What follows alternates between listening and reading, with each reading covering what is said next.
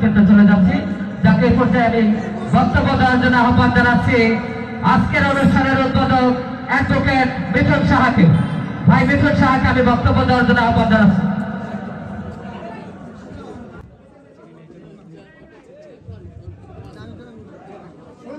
আজকে যে টুর্নামেন্টের আয়োজন করা হয়েছে, আমি পরিচয় পর্বে না যাই, এই মঞ্চে যারা উপবিষ্ট হয়েছেন, যারা এই এলাকাকে ধন্য করেছেন, যাদের পদধূলিতে এই এলাকা ধন্য হয়েছে, আমি তাদের সবাইকে অভিনন্দন জানাচ্ছি। আমি একটা কথা বারবার বলি এবং সকল অনুষ্ঠানে বলার চেষ্টা করি, আজকে কিন্তু কোনো খেলা হয় নাই, আজকে হয়েছে এখানে সুস্থ বিনোদন।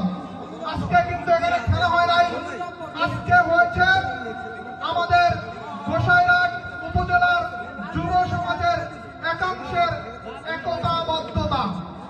আজকে হয়েছে এখানে আমরা যারা আছি, আমরা যে সুস্থ বিনোদনের পক্ষে, আমরা সুন্দর পরিবেশের পক্ষে, আমরা এই বিনোদনের মাধ্যমে, আমরা এই অংশগ্রহণের মাধ্যমে সমাজের জন্য একটা বার্তা বাহক আমরা মনে করি। এবং যারা আয়োজক আছেন তারাও মনে করেন, দেখেন সবাই কিন্তু সবকিছু আয়োজন করতে জানে না। যারা এখানে আয়োজন করেছেন, বিশেষ করে আজকের যিনি সভাপতি, তিনি গোছানোভাবে এই আয়োজনটি করার জন্য আমাদের সকলের পক্ষ থেকে তাকে ধন্যবাদ দেওয়া উচিত।